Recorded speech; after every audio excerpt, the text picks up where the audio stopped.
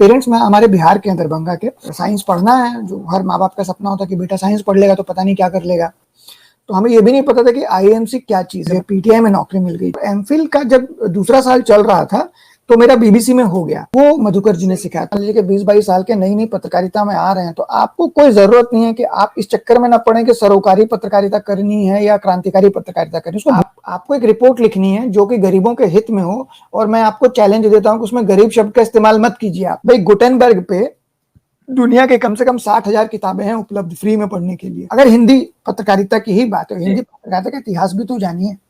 Navbharat times ने किस तरह की रिपोर्टिंग की थी एक जमाने में, वो तो पढ़िए। जनसत्ता का क्या जलवा था कि जनसत्ता की खबरें इंडियन एक्सप्रेस में ट्रांसलेट होती थी। तो जब आपको ये पता होगा कि इमरजेंसी के समय इंडियन एक्सप्रेस और जनसत्ता ने बहुत कमाल की पत्रकारिता की है सरकार के खिलाफ। अब क्या है ना कि अब ये जब से सोशल मीडिया है ना, तो आपको इस बात का कोई नहीं कह रहा। मैं कुछ भी, मुझे नहीं पता, मैंने लिख दिया, कुछ भी कंट्रोवर्शियल बात लिख दी, अब वो सब वायरल हो गई। आपको लग रहा है मैं तो बहुत बड़ी बात कह रहा हूँ ना। सोशल मीडिया को हमेशा, जैसे अमेरिका में रिपब्लिकन्स ने और भारत में राइट विंग ने बहुत अच्छे से इस्तेमाल इसलिए किया कि उन्होंने बातों से जो एनालिसिस का पॉइंट था उसको निकाल के उसको बिल्कुल सिंप्लीफाई कर दिया। तो सामने वाले को लगा यार ये तो सही बात कह रहा है, बट उस बात के तह में जाएंगे तो पता चलेगा कि बहुत गलत बात है, ये झूठी जानकारी ही झूठी। उसमें सिर्फ पत्रकारों की गलती नहीं है, ईमानदारी की बात यह है कि जो संस्थान है वो भी पैसे खर्च नहीं करना चाहते। लेकिन पीएम से लोग सवाल पूछते थे विमान के अंदर, क्योंकि हमको इसलिए याद है क्योंकि हम लोग जब कॉपी लिखते थे उसमें रखता था ऑन बोर्ड।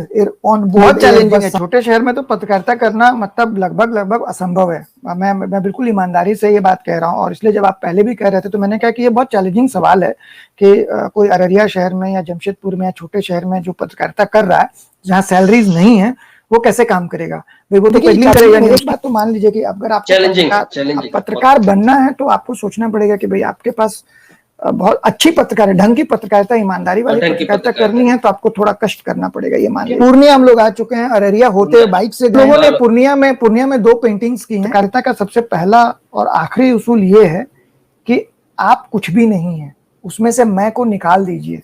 रूबरू के इस एपिसोड में आज हमारे साथ जे सुशील जी हैं, ये खास मेहमान है। मैं समझता हूँ कि जो लोग भी सोशल मीडिया से जुड़े हुए हैं और जेएनयू से जिनका ताल्लुक है, पत्रकारिता से जो लोग जुड़े, आर्ट से जो लोग जुड़े हुए हैं, वो भली भांति जे सुशील जी को जानते थे। जे सुशील जी रहने वाले, जो उनका घर है या वतन है आप कह सकते हैं, वो जमशेदपुर है। वहाँ पे एक जादूगोड़ा एक जगह है, वहां से आप आते हैं। आपने ग्रेजुएशन बॉटनी में किया है, फिर जेएनयू से, आईआईएमसी से, Indian institute of mass communication से आपने मास कम्युनिकेशन का कोर्स किया। फिर एमए किया है आपने इंटरनेशनल रिलेशंस के साथ, वो भी जेएनयू से ही किया है। एमफिल भी आपने वहीं से किया है, जेएनयू से इंटरनेशनल रिलेशंस के अंदर ही किया है। काफी लंबा अनुभव आपका पत्रकारिता का है, तकरीबन 17 साल पत्रकारिता आपने की है, बल्कि अब भी वो पत्रकार हैं और बीबीसी में काफी लंबा वक्त गुजारा है। तो एक लंबा सफर है जो एक छोटे से कॉलोनी से, आप कह सकते हैं छोटे से शहर से शुरू हुआ और फिर वो जेएनयू होता हुआ, बीबीसी होता हुआ, आर्ट से गुजरते हुए, आर्ट के डिफरेंट कह लीजिए को सफर से गुजरते हुए अभी आप अमेरिका में हैं। अमेरिका में भी कुछ क्या कर रहे हैं वो हम उनसे जानेंगे। आपकी अभी एक किताब भी आई थी जेएनयू के ऊपर, जेएनयू अनंत, जेएनयू कथा अनंता, 100 पेज की किताब है। जो लोग भी जेएनयू से वाकिफ हैं, जेएनयू को जानते हैं, जेएनयू जाना आना रहा है, जेएनयू में पढ़ाई की है, उनके लिए बहुत ही इंटरेस्टेड है, उनको जरूर पढ़नी चाहिए। वो खुद को जेएनयू से जोड़ पाएंगे और ऐसा महसूस होगा शायद ये उनकी ये कहानी है जो जे सुशील जी ने कही है। अभी एक और किताब है जो वो लिख रहे हैं, वो हाउस हस्बैंड की डायरी है। किस तरह से वो फिर दिल्ली से अमेरिका गए और क्यों गए, और फिर वहां क्या उन्होंने फेस किया, तो उसको एक कई एपिसोड की शक्ल में वो अभी लिखा जा रहा है। कई एपिसोड उसके आ चुके हैं। और अभी वो सिलसिला जारी है। शौकीन बहुत रहे हैं, आर्ट से बहुत अच्छा रिलेशन रहा है, वो भी हम जानेंगे कि कैसे वो आर्ट से खुद को जोड़ पाए। तकरीबन 60,000 किलोमीटर का सफर उन्होंने हिंदुस्तान के अंदर अपनी बुलेट पे अपने लाइफ पार्टनर के साथ, जो मीनाक्षी जे जिसे कहते हैं, जिनके नाम से सब जानते हैं, उनके साथ भी एक सफर किया है। तो इन पूरे सफर पर हम उनसे जानने की कोशिश करेंगे, पत्रकारिता की जो नेचुरल पत्रकारिता है उसको समझने की कोशिश करेंगे, और उनके आर्ट का जो उनका सफर रहा है उससे भी हम लोग सीखने की कोशिश करेंगे। तो सबसे पहले तो जे सुशील जी, आपका बहुत ही आभार है और बहुत स्वागत है संवाद के इस प्लेटफॉर्म पे। हम सबसे पहले ये हम शुरू करते हैं, जानना चाहेंगे कुछ अपने बारे में आप बताएं कि आप किस जगह से आपने ये सफर शुरू किया, और ये सफर आज अमेरिका में एक तरह से ये जारी है, और फिर वो जाहिर सी बात है हिंदुस्तान भी लौटेगा। तो आप शुरू करें, फिर हम देखते हैं। नहीं, ऐसा कोई महान सफर नहीं है। मतलब मैं अकेला नहीं हूँ जो अमेरिका में हूँ, छोटे शहर से। मतलब अभी धीरे धीरे जब यहाँ मिल रहे हैं लोगों से तो पता चलता है कि एक बहुत बड़ी आबादी है भारत से जो छोटे शहरों से आई है और यहाँ पर आकर अपना काम कर रही है, नौकरियाँ कर रही हैं, पढ़ाई कर रही है। तो अलग अलग एक बहुत बड़ा फलक है जहाँ पर लोग काम कर रहे हैं, तो वो तो बहुत बड़ा मसला नहीं है। मेरी पैदाइश है जमशेदपुर के पास एक छोटा सा शहर, तो नहीं कहूँगा, कॉलोनी है। तो ये नेहरू जी जब आए 60s में, तो उन्होंने छोटी छोटी इंडस्ट्रियां शुरू की पूरे भारत में। तो उसी में राउरकेला डेवलप हुआ, जमशेदपुर तो खैर स्टील इंडस्ट्री पहले से थी, बोकारो डेवलप हुआ, इसी तरह से दुर्ग डेवलप हुआ भिलाई में।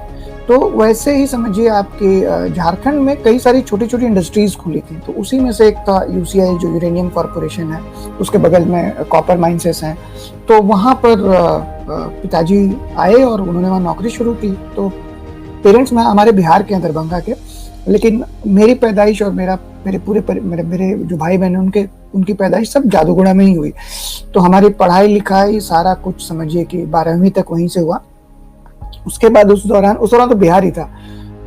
हम लोग जब पास आउट हो रहे थे उसके आसपास कभी झारखंड बना। तो उस समय भी सेशंस बहुत अच्छे नहीं थे बिहार में। मतलब ग्रेजुएशन करना हो तो 5 साल लगता था। तो हम लोग उड़ीसा चले गए बगल में, मतलब पढ़ाई करने के लिए। तो वहां से बॉटनी में ग्रेजुएट हुए। बॉटनी में ग्रेजुएशन की वजह ये थी कि भाई साइंस पढ़ना है, जो हर माँ बाप का सपना होता है कि बेटा साइंस पढ़ लेगा तो पता नहीं क्या कर लेगा। तो पढ़ लिया हमने, बॉटनी की पढ़ाई कर ली, लेकिन समझ में आता नहीं था कुछ बॉटनी। तो हम थोड़ा सा वो थे कि आगे लाइफ में क्या करें। तो हमारी हिंदी साहित्य में थोड़ी सी रुचि थी, साहित्य में भी नहीं, हिंदी में रुचि थी। मतलब साहित्य कहना भी उचित नहीं है क्योंकि भाई उतने छोटे जगह पे कुछ पता चलता नहीं था साहित्य वाहित्य का। तो किसी एक दोस्त ने सलाह दी जो इंजीनियर बन गया था। उसने कहा कि यार ये एक वैकेंसी वो निकला है, मतलब फॉर्म भर दो, IAMC है। तो हमें ये भी नहीं पता था कि IAMC क्या चीज़ है, मतलब Indian institute of mass communication. हमको JNU पता था उड़ीसा की वजह से। तो वो उसमें कैंपस का एड्रेस लिखा हुआ था, JNU न्यू कैंपस। तो मैंने उस दोस्त से पूछा जो थोड़ा उसको एक्सपोजर ज्यादा था, वो इंजीनियर बन गया था। तो उसने कहा कि देखो यार ऐसा है कि ये आई से शुरू हो रहा है ना, तो कुछ अच्छी चीज होगी। जैसे आई से IIT है, आई से ISM में जहाँ से उसने पढ़ाई की थी, ये आई से कुछ अच्छा होगा। IIM भी अच्छा है, तो ये आई से कुछ है। और ये हिंदी जर्नलिज्म कुछ है, तो तुम्हारी तो हिंदी बहुत अच्छी है, तो तुम इसको देख लो। तो हमने भाई उसका एप्लीकेशन भेजा। तो प्रोस्पेक्टस आया। तो प्रोस्पेक्टस में जो उसके क्वेश्चन पेपर थे ना, तो वो मुझे लगा ये तो बहुत आसान है, ये तो मुझे सारे आते हैं। मतलब क्योंकि जनरल नॉलेज में मुझे बहुत इंटरेस्ट था बचपन से ही। तो मतलब मुझे लगा यार ये तो बहुत ही आसान है। लेकिन वो एक होता ना, छोटे जगह पे होते तो आप डरते हैं बहुत ज्यादा। तो मैं वहां पर 2-3 टीचर्स के पास गया कि साहब ये जर्नलिज्म में क्या होता है, मुझे बताइए जरा। तो उसमें तो कुछ लोगों ने तो मुझे मतलब अरे तुम कौन हो जाओ, मतलब बात नहीं की।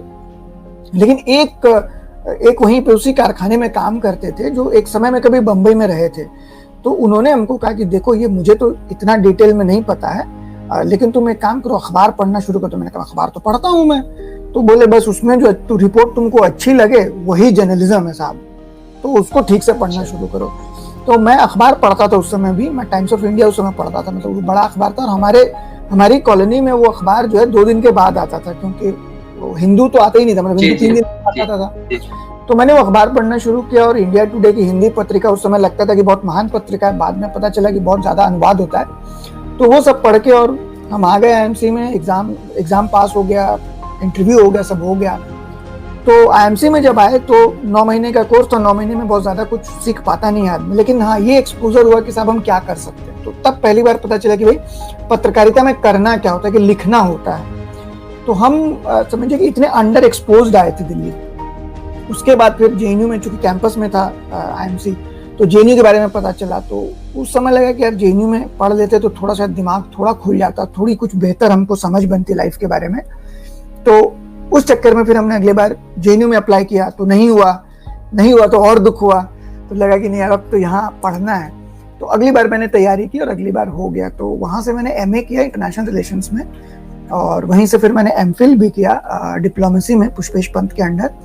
और उसी दौरान मैं नौकरी भी कर रहा था जेएनयू में रहते हुए, क्योंकि मेरे जैसे आदमी के लिए जो घर से बहुत मजबूत नहीं था, तो पेरेंट्स पैसा भेज नहीं पाते थे। वो चाहते भी थे भेजना, तो इतने पैसे होते नहीं थे, क्योंकि हमारे पिताजी खदान में कोई इंजीनियर वगैरह नहीं थे, वो बहुत छोटे वेल्डर थे वो, और तो चाहते भी तो पैसा भेज नहीं पा रहे थे, क्योंकि 3 बच्चे थे और 2 भाई बड़े थे।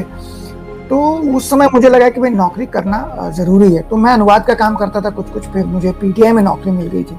तो पीटीआई में चूंकि कम समय, पीएचडी के लिए फिर आपने अप्लाई नहीं किया? नहीं, पीएचडी के लिए मैंने नहीं किया। तो मैं बताता हूँ क्यों नहीं किया था, क्योंकि एमए में मैं पीटीआई में काम करता था, और एमफिल का जब दूसरा साल चल रहा था तो मेरा बीबीसी में हो गया। तो जब बीबीसी में हो गया तो थोड़ा सा मतलब आदमी घमंडी भी हो जाता है, थोड़ा सा कॉन्फिडेंस होता है, अरे मैं तो बीबीसी में हूँ अब। और चूंकि ये था कि बीबीसी में मुझे लंदन जाना था। तो जो हमारी जो उस समय जो मेरी बॉस थी सीमा चिश्ती, मैंने उनको कहा कि यार मुझे एमफिल का मेरा 2nd ईयर है, मैं छोड़ दूं क्या? तो उन्होंने कहा नहीं बिल्कुल मत छोड़ो, तुम लिख दो। फिर मैंने अपने गाइड को, लेकिन मैं मन बना चुका था कि मैं एमफिल भी नहीं करूंगा, तो मैंने अपने गाइड को कहा। तो पुष्पेश जी ने बहुत डांटा, कभी नहीं डांटते, बहुत अच्छे गुरुजी रहे हमारे। उन्होंने डांटा कि तुम पागल हो क्या, तुमने 2 चैप्टर लिख लिए हैं और 1 चैप्टर तुम्हारा एक चैप्टर और लिख दो, और अभी फरवरी है, तुमको तो जुलाई में जमा करना है। तो मैंने कहा ठीक है सर। मतलब पहली बार उन्होंने डांटा, और अभी तक मैं समझता हूँ कि वो डांट बहुत जरूरी थी, क्योंकि मैं लिख पाया उसकी वजह से। मेरे पास लैपटॉप भी नहीं हुआ करता था उस समय। तो मैंने अपनी बॉस को कहा, तो बॉस ने कहा तुम दफ्तर से लैपटॉप ले जाओ। तो इन सब मामलों में बीबीसी बड़ा अच्छा था। तो मैं लैपटॉप लेकर आया, और 1 महीने की छुट्टी मिल गई, जबकि मुझे बहुत लंबा समय नहीं हुआ था नौकरी करते हुए। तो मैंने 1 महीने की छुट्टी दी थी कि तुम एमफिल लिख लो अपना। तो मैंने एमफिल लिखा, और वो था कि यार अब मतलब भागो लंदन चलो, मतलब एक्साइटमेंट था। मैं जवान था उस समय, जवान अभी भी हूँ। लंदन चला गया। तो लंदन जाने के बाद ये हुआ कि यार मतलब एक अलग तरह का एक्सपोजर था, दुनिया देख रहे थे, चीजें देख रहे थे, समझ रहे थे। तो 2 साल वहां पे रहने के बाद मुझे लगा कि मुझे भारत आना चाहिए। मैं ज्यादा रिपोर्टिंग में ज्यादा मेरी रुचि थी। तो मैं वापस आ गया भारत, और फिर वापस आने के बाद मैं दिल्ली में रहा कुछ समय। दिल्ली में तो लंबा रहा। उस समय वेबसाइट शुरू हुई थी, तो वेबसाइट में आ गए हम लोग। मेनली मैं रेडियो के लिए अपॉइंट हुआ था। उसके बाद कौन से सन की बात है ये 2003 की बात है। 2003 में मैंने बीबीसी ज्वाइन किया था। अच्छा। तो उसके बाद मैं 2008 में बम्बई था। बम्बई में ब्यूरो चीफ था मैं 6 महीने के लिए, क्योंकि वहाँ जो काम कर रहे थे वो ब्रेक पे थे। तो उस समय वो हुआ था आपका जो बॉम्बे वाला बड़ा हादसा था। अच्छा। वो उसी दौरान ये मतलब शुरू किया था बीबीसी से ही? नहीं, पीटीआई। उससे पहले मैंने 2001 में पीटीआई में 2001 में पीटीआई में ज्वाइन किया। तो वहाँ पे जो मेरे संपादक थे वो बीबीसी के थे, मधुकर उपाध्याय। अच्छा।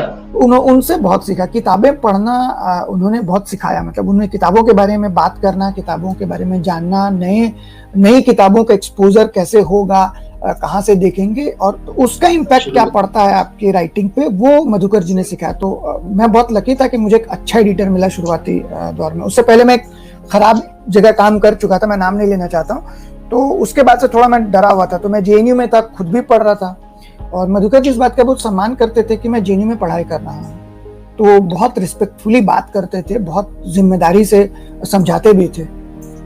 तो उसका बड़ा फायदा हुआ। तो बस वो बीबीसी में रहे 2017 तक। उस बीच में आर्ट का काम शुरू किया था शादी के बाद, और फिर 2017 में मैं अमेरिका खुद नहीं आया, मेरी पत्नी का एडमिशन हुआ था, तो उसके पीछे पीछे मैं आ गया। उसके बाद फिर वो है, अब मैं यहाँ पे कुछ काम करता हूँ छोटा। मतलब मैं नौकरी नहीं कर सकता हूँ, क्योंकि मेरा जो वीजा है वो अलाउ नहीं करता है।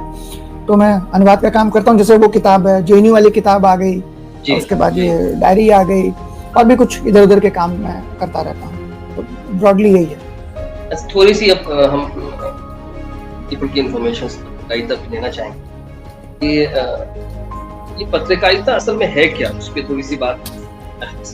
दर्शकों के सामने आनी चाहिए, और वो लोग भी जो लोग अभी नए हैं, जुड़ना चाह रहे हैं, और हर आदमी जो है कहीं न कहीं किसी भी तरह से भी पत्रकारिता से जुड़ा हुआ है सोशल मीडिया।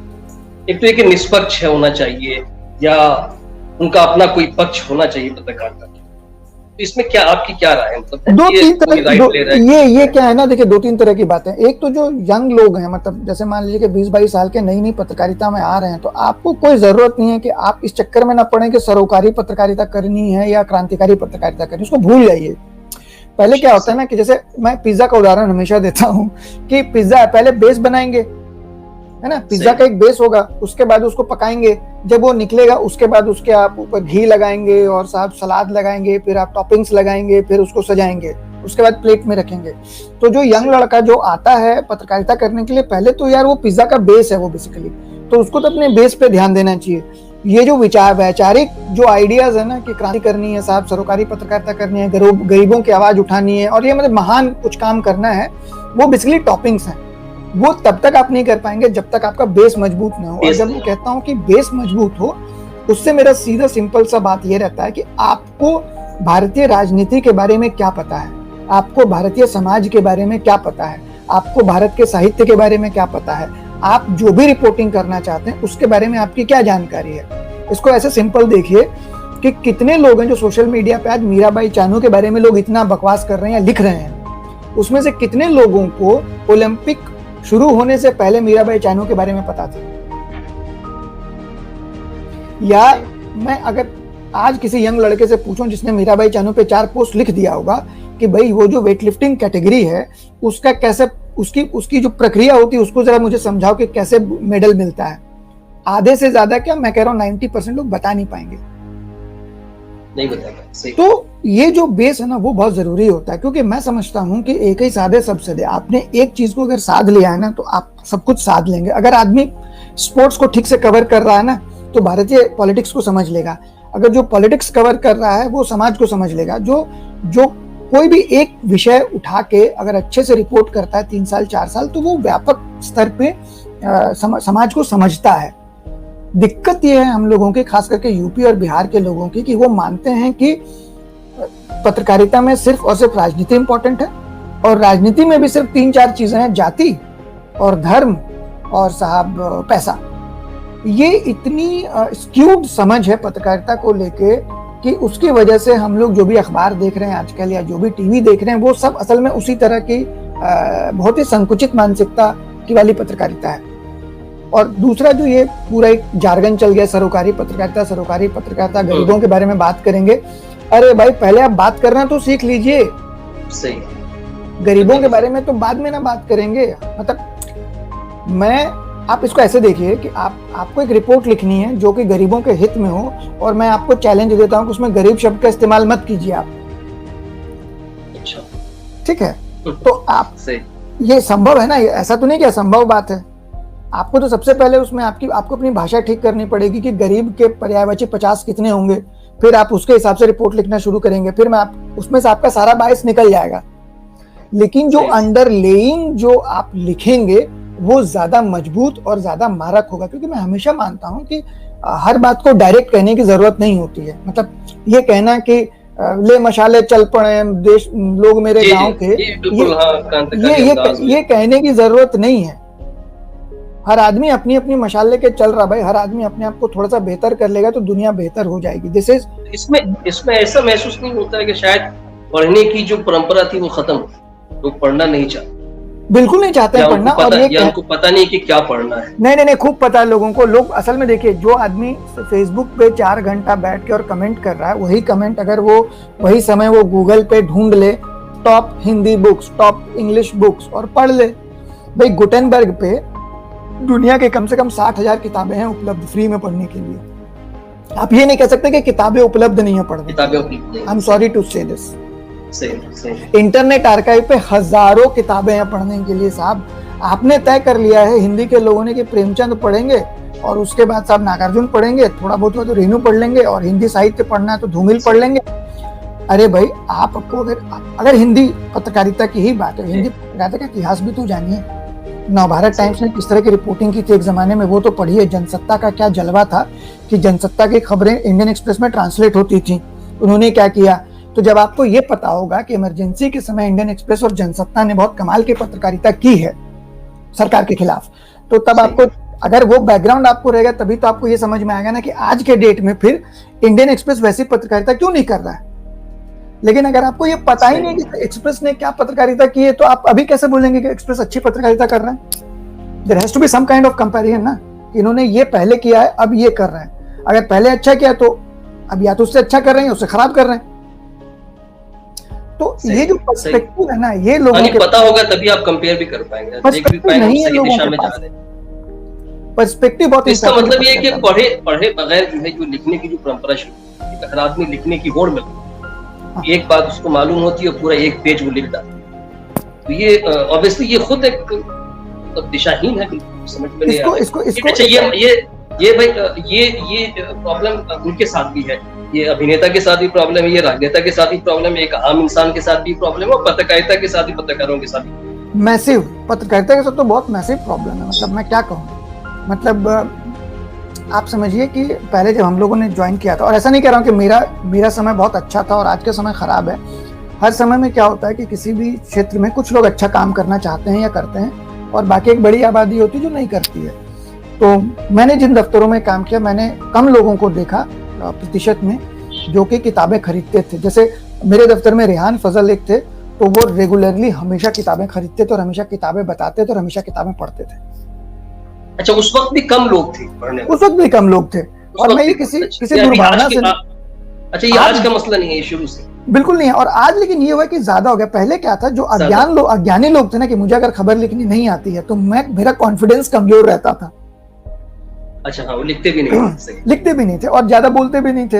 अब क्या है ना कि अब ये जब से सोशल मीडिया है ना, तो आपको इस बात का कोई नहीं कह रहा, मैं कुछ भी मुझे नहीं पता, मैंने लिख दिया, कुछ भी कंट्रोवर्शियल बात लिख दी, अब वो सब वायरल हो गई। आपको लग रहा है मैं तो बहुत बड़ी बात कह रहा हूँ ना, लाइक्स मिल गए लोगों ने। और दूसरा क्या है कि जब आप कोई नुआंस्ड बात कहते हैं ना, तो उसको समझने में समय लगता है। तो सोशल मीडिया, और इस पे पूरी रिसर्च इन चीजों की, कि सोशल मीडिया को हमेशा, जैसे अमेरिका में रिपब्लिकन्स ने और भारत में राइट विंग ने बहुत अच्छे से इस्तेमाल इसलिए किया कि उन्होंने बातों से जो एनालिसिस का पॉइंट था उसको निकाल के उसको बिल्कुल सिंप्लीफाई कर दिया। तो सामने वाले को लगा यार ये तो सही बात कह रहा है, बट उस बात की तह में जाएंगे तो पता चलेगा कि बहुत गलत बात है, ये झूठी जानकारी ही झूठी है। तो ये सब जगह हुआ, ये कोई पत्रकारिता कोई अपवाद नहीं है। मतलब ये ओवरऑल एक चीज जो देखने को आ रही कि नॉर्मली जो न्यूज है वो गांव में, शहरों में या ग्राउंड पे वो चीजें दिखती हैं। तो अभी जो माहौल बन गया है, खासकर न्यूज रूम डिस्कशन का, जो वहाँ पे परिचर्चाएं होती, ये न्यूज शायद हम मैन्युफैक्चर्ड करते हैं, बनाते हैं, और फिर उसको नीचे से जो चीजें ऊपर जानी चाहिए वो ऊपर से नीचे आने लगी। हम वो न्यूज समाज के अंदर पैदा करते हैं कि ये, या आप कह लीजिए कि जिस मानसिकता को, तो न्यूज जो नीचे से जानी चाहिए, या ग्राउंड पे कोई उतरना नहीं चाह रहा है, गलियों में कोई जाना, जिस वक्त जो रवीश जाया करते थे, जो और भी जो लोग उस वक्त जाया करते थे, वहां कोई जाने को तैयार नहीं। हर आदमी सोचता है कि एसी रूम के अंदर स्टूडियो में बैठ करके हम एक स्टोरी कर लें, और वो चीजें उसमें सिर्फ पत्रकारों की गलती नहीं है। ईमानदारी की बात यह है कि जो संस्थान है वो भी पैसे खर्च नहीं करना चाहता है। इसको जिसको मार्क्सवादी सिद्धांत से समझा जा सकता है, बहुत आसानी से और बहुत आराम से समझा जा सकता है कि अगर एक पत्रकार दिल्ली का और कहता है कि मैं अररिया जाकर एक रिपोर्ट लिखना चाहता हूं, तो आप समझिए कि वो पत्रकार जो है उसका किराया लगेगा, फिर वो होटल में रुकेगा, फिर उसका एक कैमरामैन होगा, फिर अररिया में घूमेगा तो उसकी गाड़ी होगी कम से कम जहां वो घूमेगा, उसका एक ड्राइवर होगा, फिर वो खाना खाएगा, तो इसका एक खर्च होता है ना। अब वो पत्रकार दिल्ली वाला जाके तो भैया किसी के घर में रुक के काम करेगा नहीं, करना भी नहीं चाहिए, है ना। तो उसने जो काम किया तो उसमें पैसे लगे।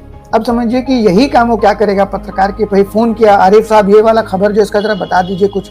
आरिफ साहब भी बड़े प्रसन्न है कि साहब, अफान साहब भी प्रसन्न है कि अरे बड़ा पत्रकार मुझसे पूछ रहा है, आपने पूरी जानकारी दे दी। अब वो साहब आपसे पूरी जानकारी लेके स्टूडियो में बैठ गया, और जैसे मैं आपसे बात कर रहा हूँ उसने बात कर ली अपने श्रोताओं से, कितना पैसा लगा।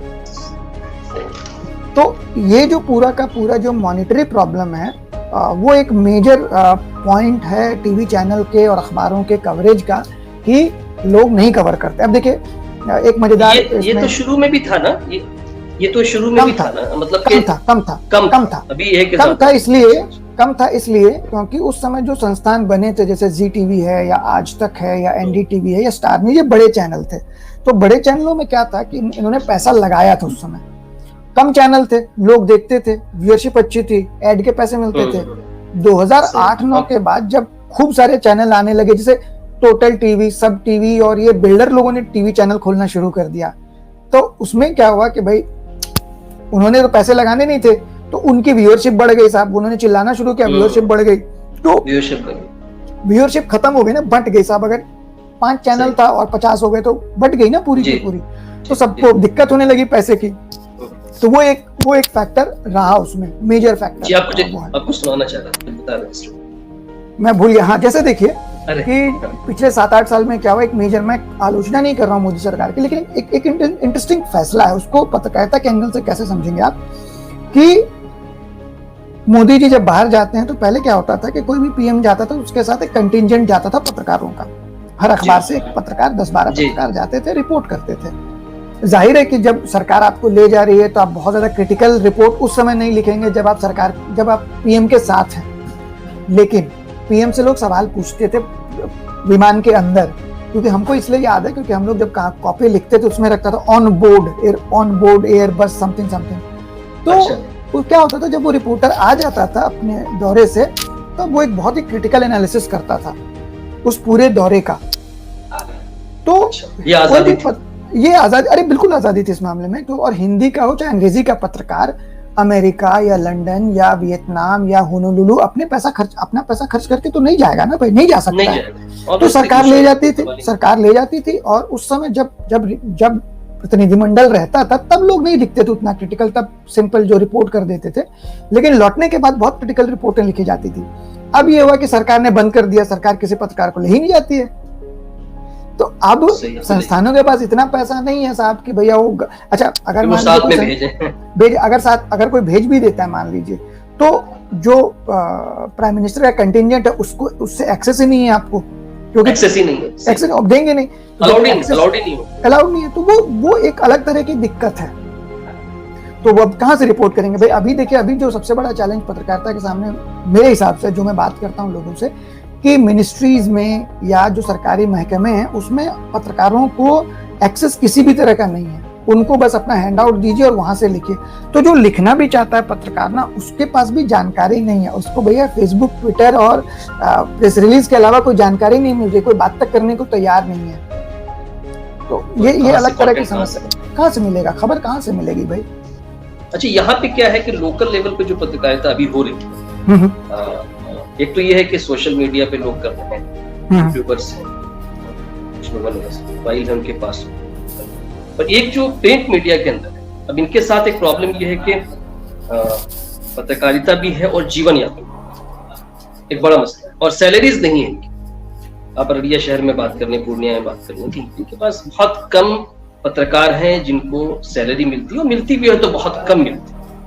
अब उनके पास कोई ऑप्शन नहीं होता है कि वो जो एक ईमानदार पत्रकारिता का एक बिल्कुल वो है कि भाई आप ऑनेस्ट रहें। लेकिन प्रॉब्लम ये है कि दुआओं से तो घर नहीं चलेगा। आपने बड़ा अच्छा किया, सुशील जी बहुत अच्छा कर रहे हैं, लेकिन ये कि उनके पास आखिर एक तो ये कि या उनको वो छोड़ दें पत्रकारिता का, ऑप्शन ये है कि कोई काम दूसरा छोड़, लेकिन पत्रकारिता करते हुए फिर अपने जीवन यापन की, तो वहां पे पत्रकार मजबूर हो जाता है। बहुत चैलेंजिंग है। छोटे शहर में तो पत्रकारिता करना मतलब लगभग असंभव है।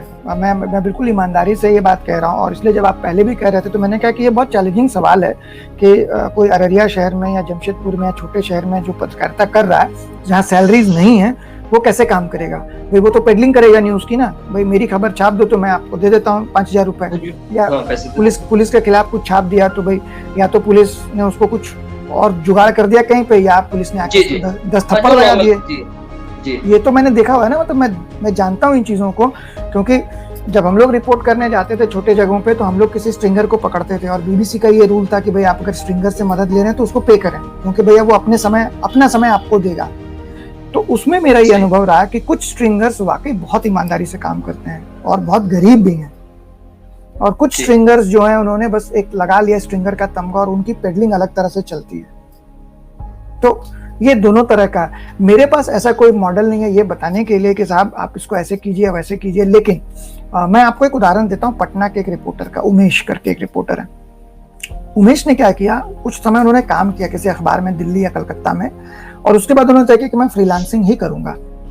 और वो अंग्रेजी में लिखते हैं, हिंदी में लिखते हैं, दोनों भाषाओं में लिखते हैं, और उन्होंने अपना एक एरिया एक्सपर्टीज बना लिया कि मैं एनवायरनमेंट पे काम करूंगा। तो अब ये है कि वो कम से कम दिल्ली के सारे जो अच्छे अखबार हैं वो उनको जानते हैं और वो उनसे लिखवाते हैं कि भाई आप ये लिख दीजिए। और अभी उनके कि भैया उनको ठीक ठाक पैसा मिल जाता है, अपना गुजारे लायक मिल जाता है। ये नहीं कहूंगा कि सैलरी वाला जितना मिलता है।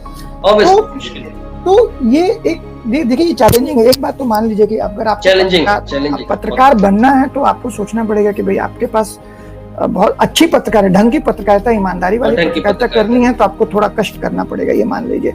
लेकिन अगर आप अपने इलाके के बारे में आपको अच्छी जानकारी होगी, आपने कुछ पढ़ा होगा ढंग से, आपको लिखने का शऊर होगा, आप एक आध हिंदी अंग्रेजी जानते होंगे, तो सरवाइव कर सकते हैं ठीक से। जैसे बिहार में कई पत्रकार हैं जो छोटे छोटे जगहों पर, प्रसन्न चौधरी हैं, वो रहते हैं पटना में आसपास कहीं पे, उनकी किताबें पढ़िए, कितनी कमाल की किताबें हैं। तो मतलब खर्चा कम, काफी लोग हैं जिन लोगों ने पूरी जिंदगी अपनी लगा दी, कर रहे हैं लोग। तो अब मैं तो जुनून है, लेकिन यार जानते हैं वो भी प्रॉब्लमेटिक है कि जुनून है और मतलब भूखे मर रहे हैं और बीड़ी पी रहे हैं और कोई समोसा खिला दे रहा है तो मैं लेख लिख दे रहा हूँ। That is not a great idea of journalism. आदमी भाई इसको ऐसे देखिए कि मैं जाता हूँ दिल्ली से बम्बई रिपोर्ट करने के लिए, बॉम्बे ब्लास्ट, ठीक है।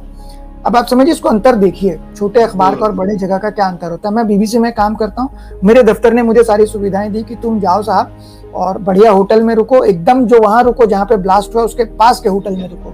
मैं रुक गया हूँ, मुझे ये चिंता नहीं है कि साहब होटल का बिल कितना आएगा, मैं होटल में जाके कुछ भी खाना ऑर्डर कर सकता हूँ, मुझे ये सहूलियत है। मैंने जाते ही गाड़ी बुक कर ली। और आप समझिए कि कोई छोटा पत्रकार या छोटे शहर, छोटे संस्थान का पत्रकार आएगा, उसके लिए सबसे बड़ा चैलेंज क्या है कि पहले वो आए कैसे, उसके बाद वो कहाँ पे रहेगा, रुकेगा कहाँ पे। तो मैं कहता हूँ कि मैं तो उस मामले में जो बड़े अच्छे संस्थान में काम करूँ, उनका ये प्रिविलेज है कि उनको ये सुविधाएं हैं। और इसीलिए कोई अगर अखबार का छोटा रिपोर्टर या सामान्य रिपोर्टर कोई अच्छी रिपोर्ट लिखता है तो उसकी तो ज्यादा तारीफ करनी चाहिए, क्योंकि उसके हालात किसी बड़े संस्थान के रिपोर्टर के हालात से बहुत अलग हैं। आर्ट से भी काफी दिलचस्पी आपकी रही, कहाँ से हो गई?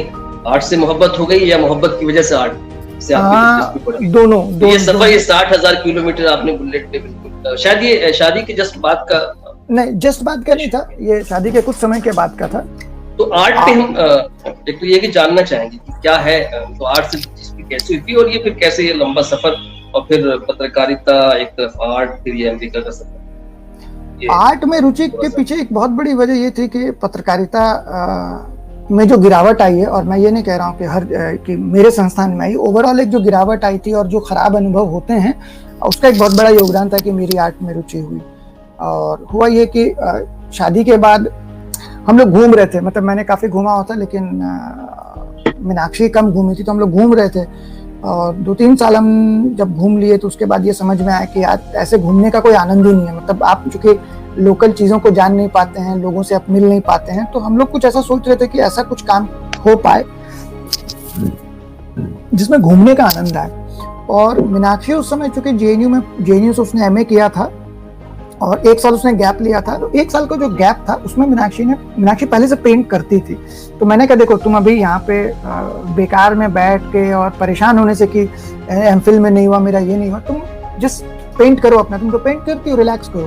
तो उसने पेंट करना शुरू किया था उसी समय। तो उस समय वो मधुबनी पेंट करती थी। तो उस दौरान ये हुआ कि हम लोगों को लगा कि यार ये बड़ा अच्छा, मतलब इंटरेस्टिंग काम है। तो उसमें मैंने रुचि लेनी शुरू की। मैं लंदन जब था तो मैंने कई सारी गैलरीज देखी थी, तो मुझे आर्ट में रुचि थी। तो मैंने किताबें खरीद ली, अरे तुम आर्ट बनाओगे तो मैं आर्ट के बारे में पढ़ूंगा। This was my way to engage with whatever my partner was doing, क्योंकि ऐसा थोड़ी होगा कि वो कुछ करेगी और मैं एकदम ही ध्यान ना दूं उसमें। तो ये मेरा अपना पर्सनल एंगेजमेंट था, क्योंकि शादी के बाद मैं बहुत सारी चीजें, छोटी छोटी चीजें समझ रहा था अपने बारे में भी, कि आपको शादी के बाद कितनी छोटी छोटी एडजस्ट करनी पड़ती हैं। तो वो एक काम था कि मैंने सीखना शुरू किया। उसी में एक दिन ऐसा हुआ कि हम लोग जेएनयू से लौट रहे थे और मीनाक्षी ने कहा कि यार मतलब हम लोग ऐसे बात कर रहे थे पति पत्नी की, अरे यार तुमको लाइफ में क्या करना चाहते हो? तो मीनाक्षी ने कहा यार मैं जीवन भर ना पूरी दुनिया में मैं पेंट करना चाहती हूँ, मैं कुछ भी और नहीं करना चाहती हूँ, मुझे ऐसा स्कॉलरशिप चाहिए जिसमें मैं पेंट ही करूँ जीवन भर। तो मैंने कहा ऐसी स्कॉलरशिप दुनिया में है कि तुम पेंट कर पाओ, लेकिन ऐसी कोई स्कॉलरशिप नहीं जिसमें आप घूम पाए दुनिया भर में। तो ये बात अटक गई हम लोगों के जहन में, और फिर हम लोग घर लौटे और एक आध 2-3 दिन के बाद हम लोगों ने कहा यार ऐसा संभव है क्या। तो हमने कहा यार ऐसा कर सकते कि हम लोग कहीं घूमने चले ना, तो होटल में रुके तो होटल वाले को बोलें कि यार हम लोग तुम्हारी दीवार पे कुछ बना देते हैं, हमारा किराया मत लो घर का, होटल का। तो हम लोग को बड़ी हंसी आई यार ये क्या वाहियात आइडिया है, लेकिन वो अटक गई, जहन में बात अटक गई। तो हम लोगों ने उसको एक एक्सपेरिमेंट की तरह किया कि हमने अपने घर कुछ लोगों को बुलाया और हमने पेंट करना शुरू किया और उनको कहा कि तुमको करना तो तुम भी करो। तो वो एक अच्छा एक्सपीरियंस रहा। उसके बाद हमने उसको पायलट की तरह 2-3 दोस्तों के घर पे किया, बॉम्बे में और गोवा में, और उसको फिर ब्लॉग करना शुरू किया। तो जब हमने ब्लॉग करना शुरू किया, फेसबुक पे लिखना शुरू किया उसके बारे में, तो लोग बहुत एक्साइटेड हुए और कई लोगों ने बुलाना शुरू किया, अरे हमारे यहाँ भी, हमारे घर में भी कीजिए। तब उसके बाद हमने कहा कि इसको बाइक से करते हैं, क्योंकि मेरे पास बुलेट थी। तो 2013 में हमने शुरू किया। मेरी शादी 2010 की है, 2013 में हमने इसको 2012 में असल में शुरू किया था। 2012 में पहली बार गए थे, 2013 में पहली बार बाइक से गए। तो वो हम लोगों ने ट्रैवल किया था बॉम्बे से चेन्नई, करीब 8 जगहों पे पेंट किया। और उसके बाद तो फिर मतलब छुट्टी लेते और करते रहे। हाँ, दफ्तर में मेरे साथ उस समय दिक्कत थी, मेरे जो उस समय के संपादक थे उनसे मेरी बन नहीं रही थी। तो या तो मैं लड़ाई करके नौकरी छोड़ देता, या फिर मैं अपनी जो छुट्टियां थी वो लेके अपना काम करता। तो मैंने छुट्टियां लेके अपना काम करना शुरू किया। तो उससे हुआ कि मुझे फायदा ये हुआ कि पत्रकारिता में भी मुझे उसके बाद ये हुआ कि साल भर के बाद अगर आर्ट वार्ट का कोई रिपोर्ट करनी होती थी तो लोग बोलते थे अरे सुशील को दे दो, उसको आर्ट के बारे में पता है। तो अलग अलग चीजें करने का ये लाभ होता है। तो अब उस जो कम्युनिटी आर्ट हमने किया पूरे भारत में घूम के, हम लोग भारत में करीब सारे राज्यों में जा चुके हैं, एक्सेप्ट बंगाल और जो नॉर्थ ईस्ट का जो इलाका वो हम लोग नहीं गए हैं। आप शायद पूर्णिया भी आए हैं क्या? पूर्णिया हम लोग आ चुके हैं, अररिया होते हुए बाइक से गए हैं। अररिया होते हुए आप? हाँ, वो बिहार ट्रिप में हम लोग गए थे, पटना से छपरा से मुजफ्फरपुर से मधुबनी से अररिया से पूर्णिया से फिर भागलपुर, बेगूसराय, और ये आपका नालंदा, हजारीबाग और रांची। वो लंबा ट्रिप था 45 दिन का। वो तकरीबन तमाम स्टेट्स के। हाँ, उसमें हम लोगों ने पूर्णिया में 2 पेंटिंग्स की हैं। एक जो Vidya Vihar institute of technology है, वहाँ एक बहुत बड़ी दीवार में पेंट की, 2 उनके स्कूल में भी किया है। और एक आदिवासी गांव है प्रेमनगर नाम का, पूर्णिया मतलब थोड़ा सा, तो वहां पर एक काम हम लोगों ने किया है। तो उसके वजह से फिर मीनाक्षी का यहाँ पे एडमिशन हो गया अमेरिका में, वो कम्युनिटी आर्ट की वजह से। अच्छा, आर्ट के बारे में तो काफी कुछ आपने जान रखा है। हाँ, तो फिर यहाँ पे हम लोगों ने बहुत मजेदार काम किया जो मैं सच में बताना चाहता हूँ कि जो मेक्सिको से जो बॉर्डर इलाका जुड़ता है अमेरिका का, तो वहां से बहुत सारे लोग माइग्रेट करके अमेरिका आना चाहते हैं। तो जिसपे आप लोग जानते हैं बहुत बवाल हो रहा है कि दीवार बना दो, ये कर दो, वो। हम लोगों ने वहां पे जो माइग्रेंट्स आते हैं मेक्सिको के रास्ते, तो उनको एक जगह रखा जाता है, उनकी जो लीगल प्रोसेसिंग से पहले उनको एक जगह रखा जाता है। तो हम लोगों ने वहां पे भी रुक के काम किया है उन लोगों के साथ जो ट्रैवल करके या बहुत अमेरिका जाने के बाद की बात है जब आप पहुंचे लेक्चर। तो यहाँ पे उनके साथ भी काम किया। आर्ट क्या जरूरी है बच्चों के लिए, किसी भी इंसान, जो आपने समझा है अब तक, क्या कह सकते, ये बहुत जरूरी है या पूरी जिंदगी ही एक आर्ट है? इसको दोनों तरह से देख सकते हैं। मतलब ये जो मैं ये कहूंगा कि जो पेरेंट्स हैं वो कहते हैं कि इन्हें किताबें पढ़ो,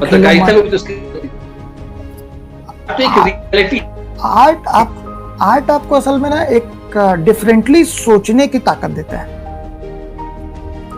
और वो चीज आप समझिए कि पत्रकारिता में भी हो सकती है, पढ़ाई लिखाई में हो सकती है, किसी भी चीज में हो सकती है। तो आपको ये इमेजिनेशन, कल्पना करने की बहुत बड़ी ताकत देता है आर्ट आपको। और आर्ट सिर्फ इस बारे में नहीं है कि भाई वो ब्रश है या रंग है या कैनवस है।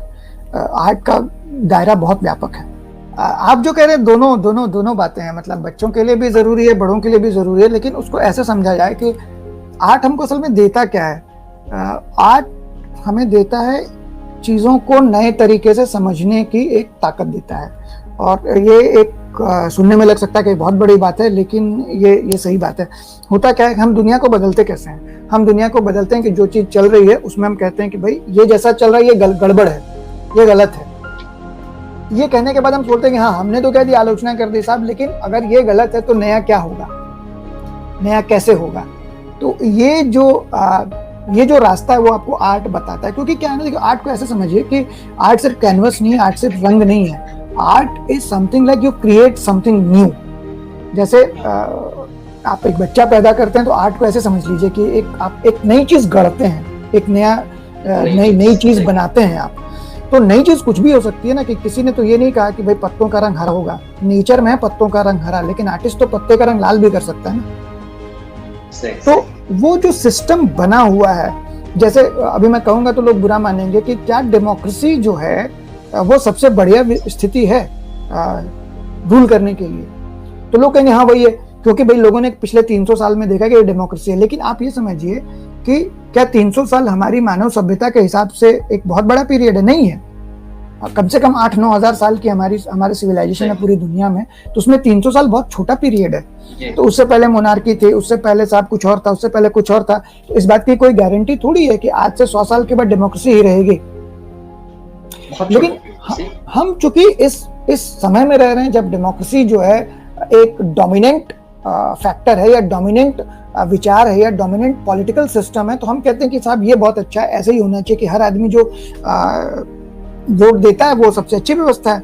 लेकिन साहब 2000 साल पहले प्लेटो कह रहे थे कि नहीं, वही आदमी बच्चा पैदा करे जिसके जिसके जिसके जेनेटिक्स अच्छे हों, और वही लोग रूल करें क्योंकि वो सबसे बुद्धिमान होंगे। ऑफ कोर्स उस समय हम लोग इस बात को अब नहीं मानेंगे कि नहीं ये गलत है साहब, ये डेमोक्रेटिक नहीं है। लेकिन आज जब दुनिया बदल रही है, तो हो सकता है आज से 50 साल के बाद हमारे आपके जीते जी जब हम लोग बूढ़े हों, कोई नई व्यवस्था आ जाएगी जब हमारा सारा का सारा जेनेटिक इंफॉर्मेशन जो है सबके पास होगा, और पता होगा कि साहब कौन बंदा बुद्धिमान होगा, कौन बेवकूफ होगा।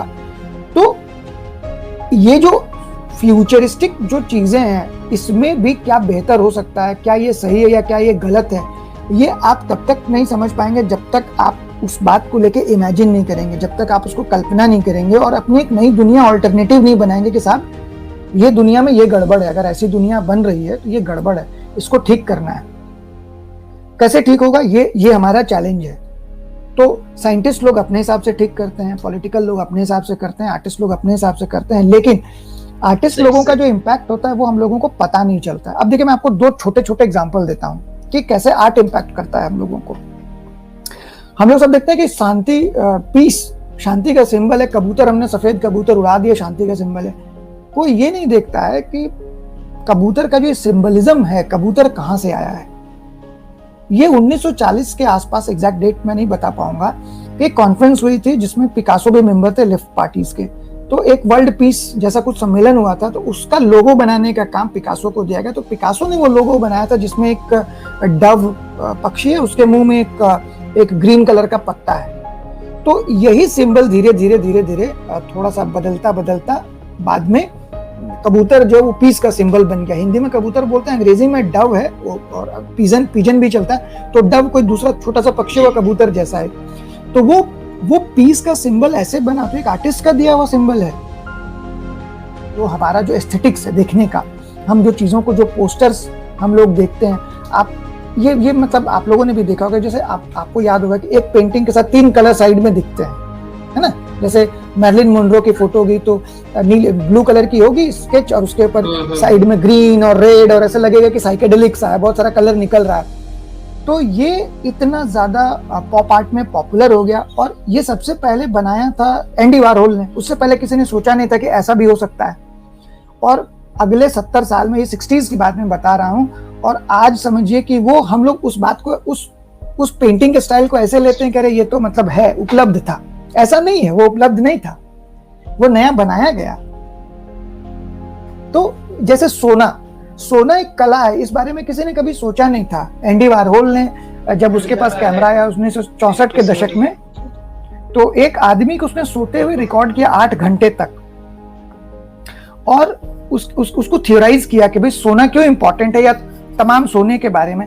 अब हम आप कहेंगे कह रहे यार सोना कौन सी बड़ी बात है, लेकिन अगर आप सोने को लेकर सोचना शुरू करेंगे तो आपको लगेगा कि अगर आदमी को 8 घंटे की नींद ना मिले तो पागल हो जाए। जो टॉर्चर का सबसे आसान तरीका है कि आप एक कैदी को सोने मत दीजिए। तो आर्टिस्ट इस तरह से सोचता है।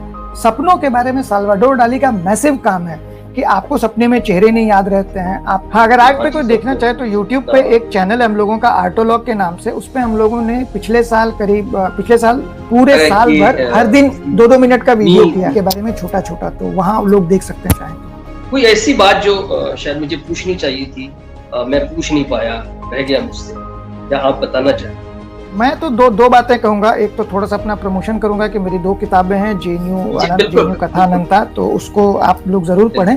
वो सिर्फ जेएनयू वालों के लिए नहीं है, जो जेएनयू जाना चाहते हैं उनके लिए भी है कि भाई जेएनयू असल में है क्या। वो कोई महान यूनिवर्सिटी भी नहीं है, कोई खराब यूनिवर्सिटी भी नहीं है, उसके बीच में उसकी एक सच्चाई है, तो उसको पढ़िए। और दूसरी एक जो वो नॉटनल ऐप पे मिलेगी, लिंक आपको वीडियो के नीचे मिल जाएगा।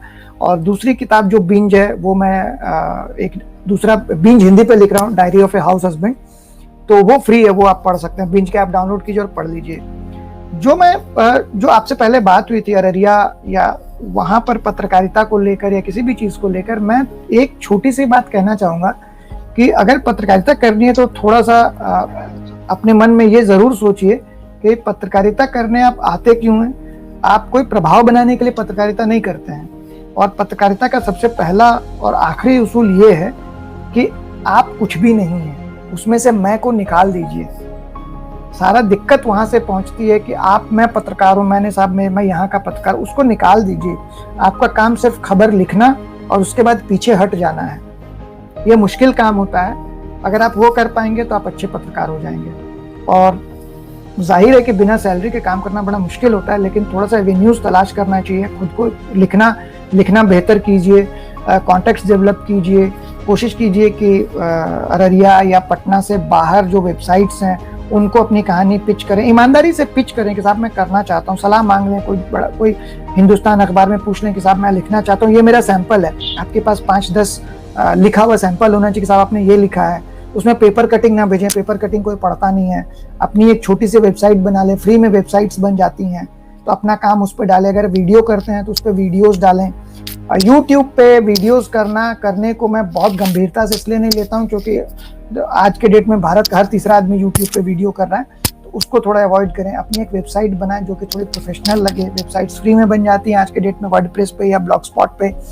सुनने में थोड़ा सा लगेगा मैं पुरानी बात कह रहा हूँ, लेकिन प्रोफेशनल वही होता है। यूट्यूब उसका एक हिस्सा हो सकता है, बट सिर्फ यूट्यूब नहीं हो सकता। वैसे मैं कहता हूँ फेसबुक लिखने की एक जगह हो सकती है, सिर्फ फेसबुक ही लिखने की जगह नहीं हो सकती है, क्योंकि फेसबुक पे आप जो भी करते हैं वो कोई एडिट नहीं कर रहा होता है। तो ये सब प्रॉब्लमेटिक चीजें हैं, तो इसको थोड़ा सा देखेंगे तो सर्वाइवल तो हो जाएगा, ये मैं कह सकता हूँ। अंग्रेजी पे ध्यान दीजिए, थोड़ा सा अंग्रेजी ठीक रहेगी तो अनुवाद का काम भी कर सकते हैं। तो मेरी तरफ से इतना ही। बहुत सी जानकारी कि वो लोग जो इस छोटे से शहर में, उनके लिए तभी मिशन और करने के लिए मिशन। बहुत बहुत शुक्रिया, बहुत बहुत।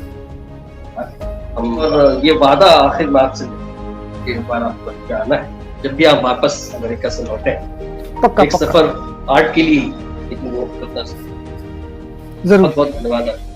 Thank you. और आपकी दोनों किताबें लोग पढ़ेंगे और कोशिश करेंगे। शुक्रिया।